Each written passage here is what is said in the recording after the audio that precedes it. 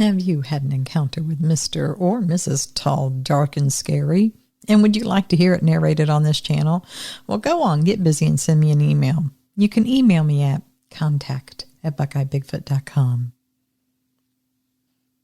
Hi there, and welcome to Buckeye Bigfoot. Now, tonight we have an email that's going to take us down into deep southern Tennessee. So grab your snackage, get saddled up, and let's get going. Those Sasquatches, they're out there waiting for us. Let's go.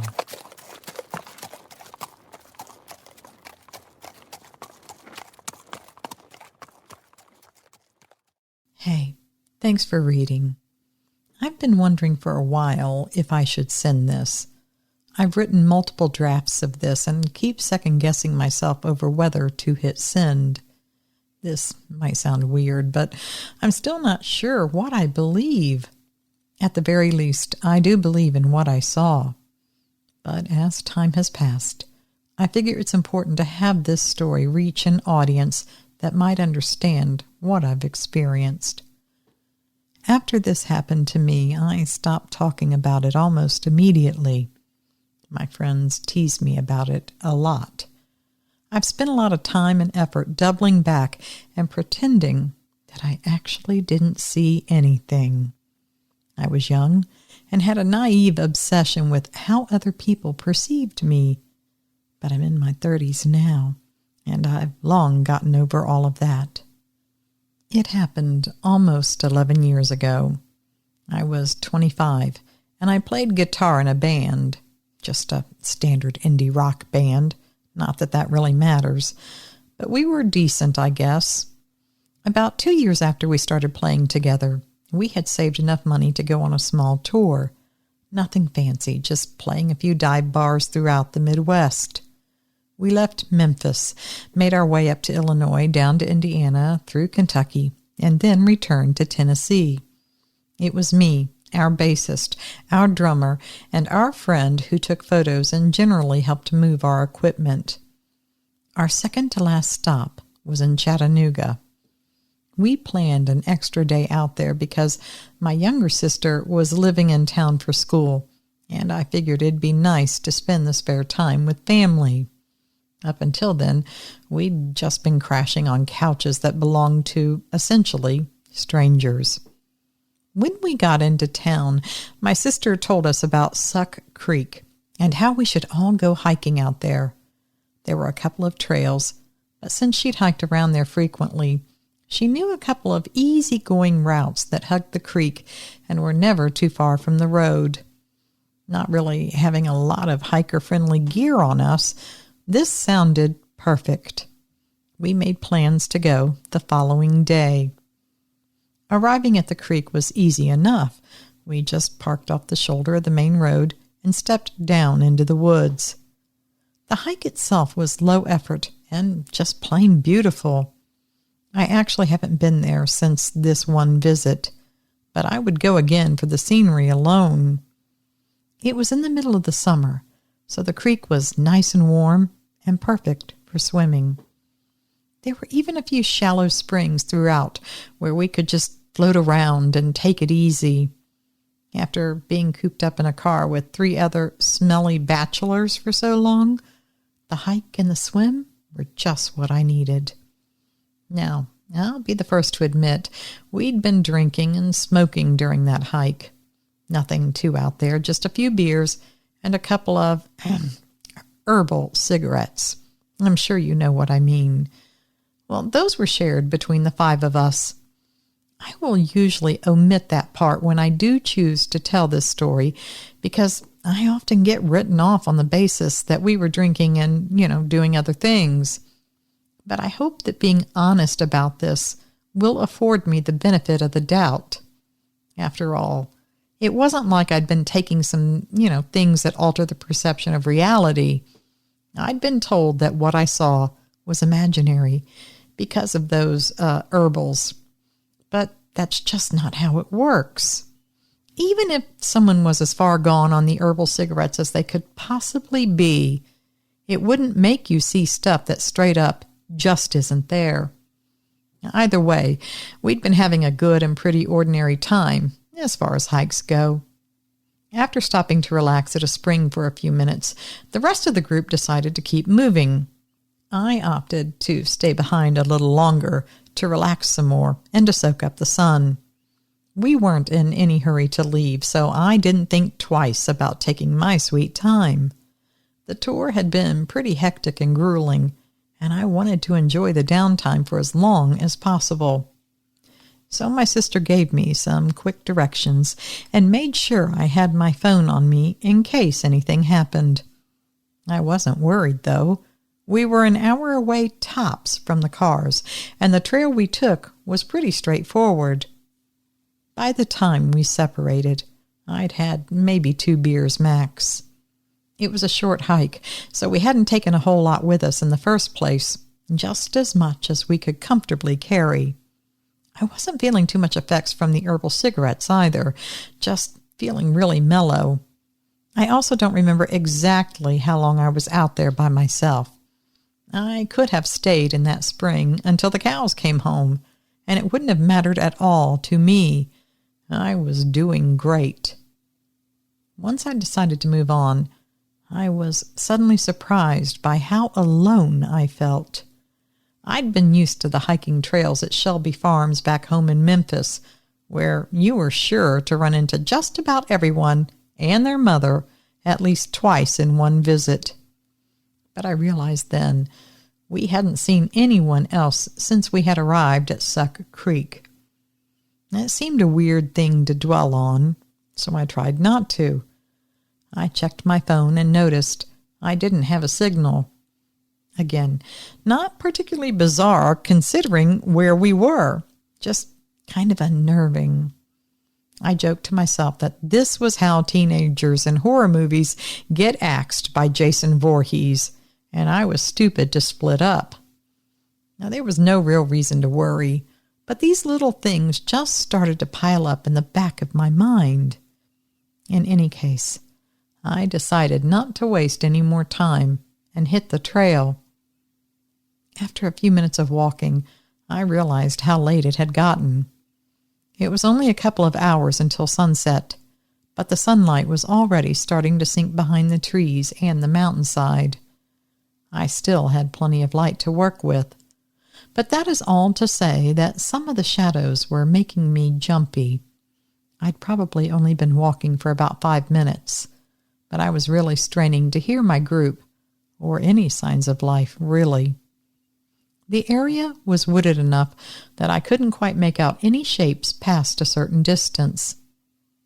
As I reached another cluster of springs, I began to have this ominous feeling, like I was being watched. To this day, I haven't experienced anything like what I felt in that moment. I'd been paranoid and anxious before, sure, but this was different. It was like some kind of instinctual response. It felt like the base of my skull was buzzing, and there were alarm bells going off in the back of my mind. My body was telling me to keep my head on a swivel. Now I was turning to and fro, checking either side of me and behind me every few seconds. I tried moving faster, but there were lots of slippery and moss-covered rocks in my path, so I had to keep a lookout just to keep from tripping. I remember it so clearly, the moment when I turned to my right and I saw it in the distance. At first, I thought I was imagining it. I'd been squinting at shadows for a little while, never really seeing much, and I thought the light must have been playing tricks on me. There was no way I was seeing something of that shape and size out here in the middle of the woods, because it was big. I've read a few stories about encounters like mine, and I picked up on this funny kind of observation. I really can't emphasize it enough. You cannot imagine how large something like this is until you've seen it in person. And I can't say with absolute certainty just how tall it was. I'm just really bad at eyeballing the scale of things, but it must have been at least 9 feet tall. It just took up an unreal amount of space. It was difficult to make out the edges of it when I first noticed it. It could have just been a weird silhouette of a tree.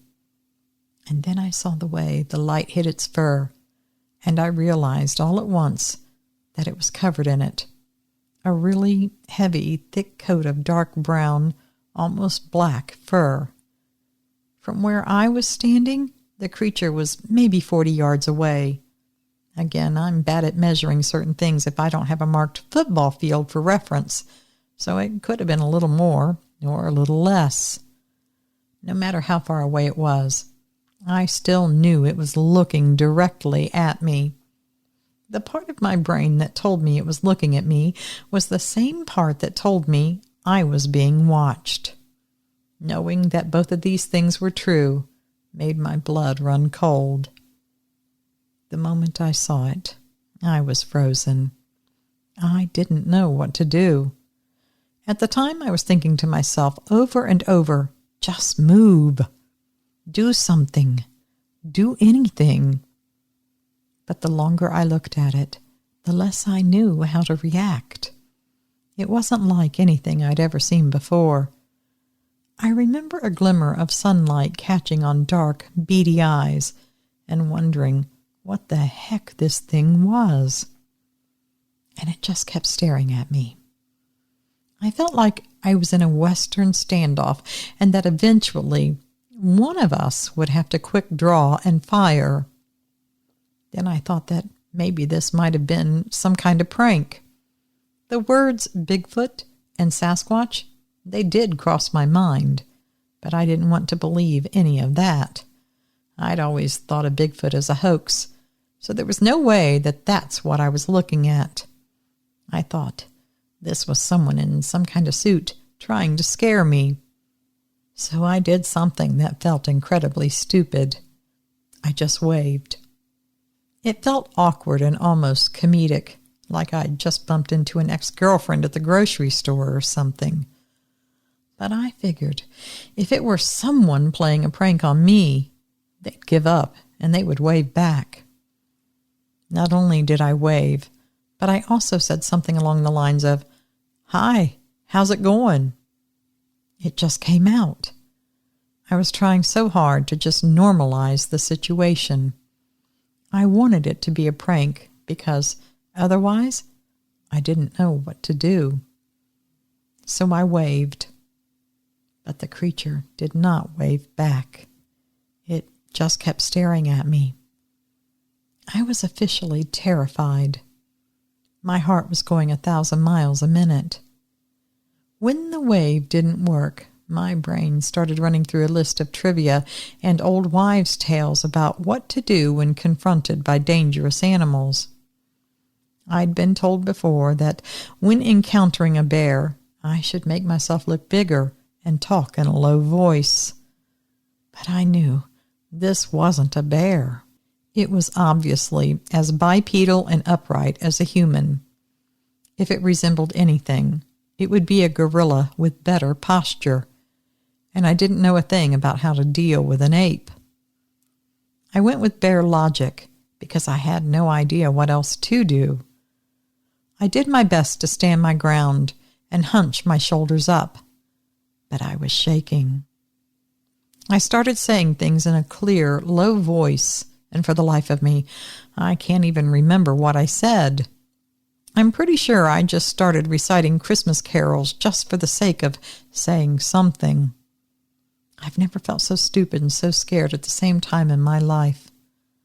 What's almost funny is that I think this creature thought I was dumb-looking too. I could have been imagining it, but I swear it tilted its head like it really couldn't figure me out. It felt like I had been puffing up my chest and saying nonsense for forever.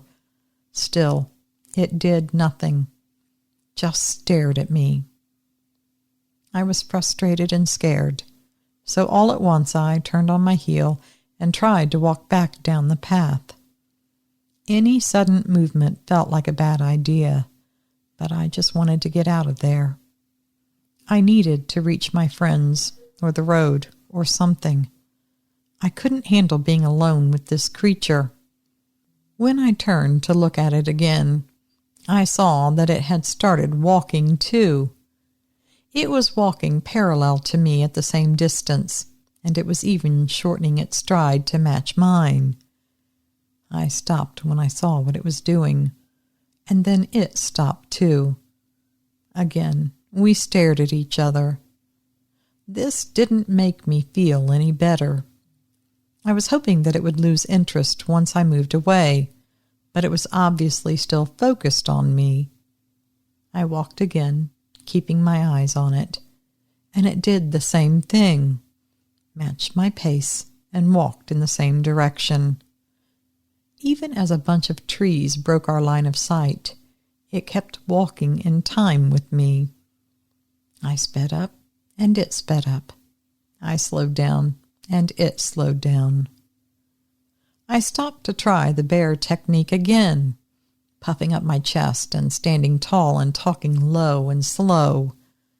It stopped too, and it did the weirdest thing. It imitated me again.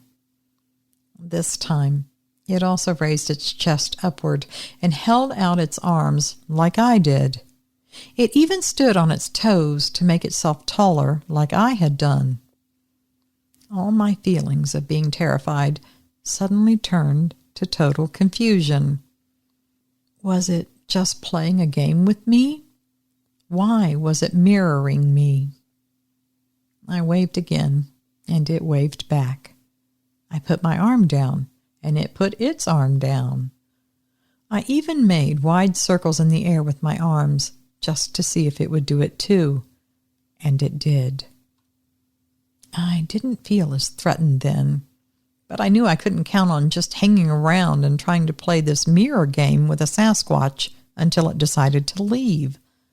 I had to get to my friends. So I headed back down the trail, watching the creature and moving my arms on occasion to see if it was still mimicking me, and it did. Finally, sometime down the path, I heard my sister's voice cut through the wood. The creature stopped suddenly. It had heard what I heard. I kept walking in that direction, but I saw now that it did not want to follow. As more voices rose up over the sound of running water, I saw the Sasquatch shuffle backwards toward the cover of some trees. I kept my eye on it as best as I could until the elevation of the path fell, and he was no longer in my sights. I jogged the rest of the way to my group, and when I found them at the end of a wide drop in the creek, I was out of breath and shaking all over. My friends were all at once concerned, and my sister started freaking out, thinking I was hurt or having some kind of panic attack. When they asked me what was wrong, I struggled to say anything. Eventually, I just settled on telling them that someone had followed me, but that just made my sister freak out even more. She hurried us toward the road, and we walked the shoulder all the way back to the car. The whole time I kept looking back into the trees, straining to see the creature again. But it was long gone. Once in the car, I felt like I'd been holding my breath for hours. I finally started speaking regularly, but I still didn't want to use the word Sasquatch. I just described it to them as best I could. I told them how tall and hairy it was and how it wouldn't back off until I found them. But I didn't need to use the word Sasquatch for them to immediately start teasing me about it.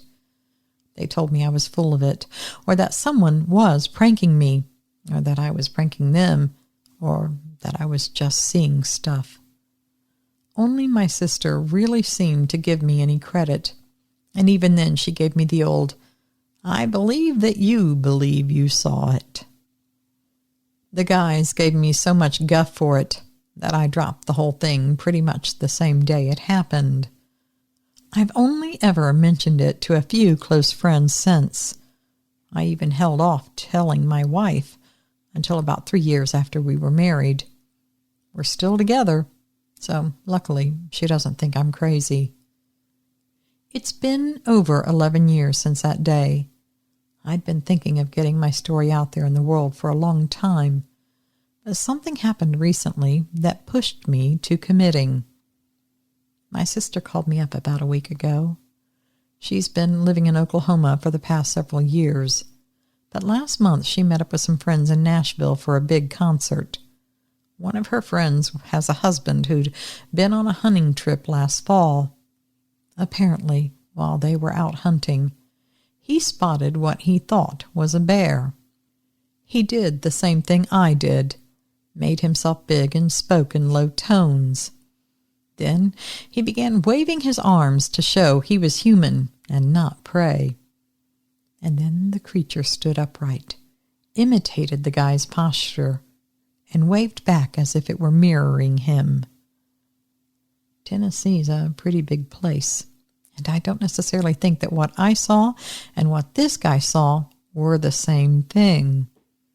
But the coincidence of it gave me chills, and I know that after I got off the phone with my sister, I just had to share my story. Signed, Mark. Hey, Mark, thanks for that email. I definitely enjoyed it.